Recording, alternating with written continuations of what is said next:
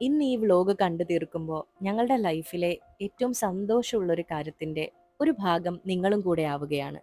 അത് മറ്റൊന്നുമല്ല, ഞങ്ങൾ കുറേ നാളുകളായിട്ട് ആഗ്രഹിച്ച ഒരു കാറ്.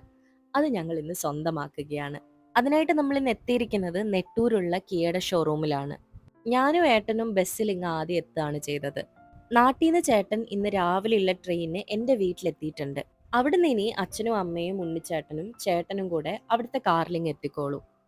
ഇന്ന് ഈ നിമിഷം തിരിഞ്ഞു നോക്കുമ്പോൾ ഇങ്ങനെ ഒരു തീരുമാനത്തിലേക്ക് എത്താൻ അത്ര എളുപ്പമായിരുന്നില്ല ഞങ്ങൾക്ക്. ജീവിതം പടുത്തുയർത്തിക്കൊണ്ടിരിക്കുന്ന എല്ലാ യങ് കപ്പിൾസിനെ പോലെയും ഞങ്ങൾക്കും കുറേ കൺഫ്യൂഷൻസ് ഉണ്ടായിരുന്നു. ഇപ്പൊ നമ്മൾ എടുക്കുന്ന ഡിസിഷൻ ശരിയാണോ? പഴയ വണ്ടി തന്നെ ഉപയോഗിച്ചാൽ പോരെ? നമുക്ക് ഫിനാൻഷ്യൽ ആയിട്ടുള്ള കൺസ്ട്രെയിൻസ് വരില്ലേ? എന്നിങ്ങനെ കുറേ കൺഫ്യൂഷൻസ് ഉണ്ടായിരുന്നു. ഈ കൺഫ്യൂഷൻസ് ഒക്കെ അവിടെ ഉണ്ടായിരുന്നെങ്കിലും ഞങ്ങൾ അങ്ങ് ആഞ്ഞൊത്തുപിടിച്ചു. ഒത്തുപിടിച്ചാൽ മലയും പോരും എന്നാണല്ലോ. നമ്മുടെ ഫാമിലി എത്തുന്നതിന് കുറച്ചു മുമ്പായിട്ട് അഖിലേഷ് ഏട്ടൻ എത്തിയിട്ടുണ്ട്. കൂടെ ഒരു വീഡിയോഗ്രാഫറെയും കൂട്ടിയിട്ടുണ്ട്. ഒരു കാർ എടുക്കണമെന്ന് തീരുമാനിച്ചപ്പോൾ നമ്മുടെ മനസ്സിൽ പല പല കാറുകൾ ഉണ്ടായിരുന്നു. Kylaq, Brezza, Fronx, grand Vitara, പിന്നെ സോനറ്റും. എടുക്കുന്ന വണ്ടി ഏതാണെങ്കിലും ഒരു വീഡിയോഗ്രാഫറെയും ഫോട്ടോഗ്രാഫറെയും വിളിക്കണം എന്നുള്ളത് നമ്മൾ തീരുമാനിച്ചിരുന്നു. ഞങ്ങളുടെ കല്യാണ വർക്ക് ഏറ്റെടുത്തത് മുതലുള്ള ബന്ധമാണ് അഖിലേഷ് ചേട്ടനായിട്ട്. അപ്പൊ ചേട്ടന് തന്നെയാണ് നമ്മൾ ഈ വർക്ക് കൊടുത്തിരിക്കുന്നത്. ഈ മൊമെന്റ്സ് ഇങ്ങനെ ക്യാപ്ചർ ചെയ്യുമ്പോൾ ഇതിൽ മിസ് ചെയ്യുന്ന 3 ആൾക്കാരുണ്ട്. അത് ഏട്ടത്തിയും ആദിയും ആരുവുമാണ്. ചേട്ടൻ ഇന്ന് തന്നെ തിരിച്ചു പോവേണ്ടത് കൊണ്ടാണ് അവരുമായി എത്താതിരുന്നത്. ഞങ്ങൾ പുതിയ കാറ് വാങ്ങുന്നതിനെ പറ്റി ഏറ്റവും കൂടുതൽ സംസാരിച്ചിട്ടുള്ളത് നമ്മുടെ പഴയ വണ്ടിയിൽ ഇരുന്നിട്ടാണ്.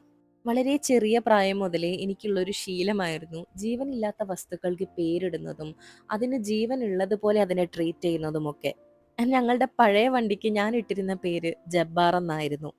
പുതിയ കാറിനെ കുറിച്ച് അവന്റെ മുമ്പിലിരുന്ന് ഇങ്ങനെയൊക്കെ സംസാരിക്കുമ്പോൾ അവനൊരു പക്ഷെ വിഷമാകുന്നുണ്ടാകും എന്നൊക്കെ ഞാൻ ഏട്ടനോട് പറയാറുണ്ടായിരുന്നു.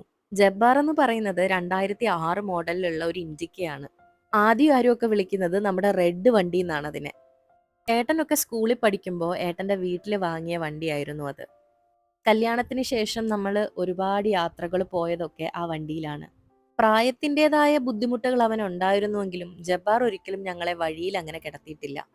എവിടെയെങ്കിലും സേഫ് ആയിട്ട് എത്തിയിട്ട് മാത്രമേ അവൻ ഞങ്ങൾക്ക് പണി തന്നിട്ടുള്ളൂ.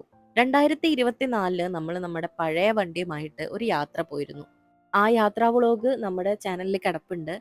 ആ ഒരു യാത്രയിൽ ഒളിഞ്ഞും തെളിഞ്ഞും അവൻ നമ്മളോട് പലതവണ പറഞ്ഞു, നിങ്ങൾ ഒത്തിരി ദൂരം യാത്രയിൽ എൻ്റെ കൂടെ സേഫ് അല്ല.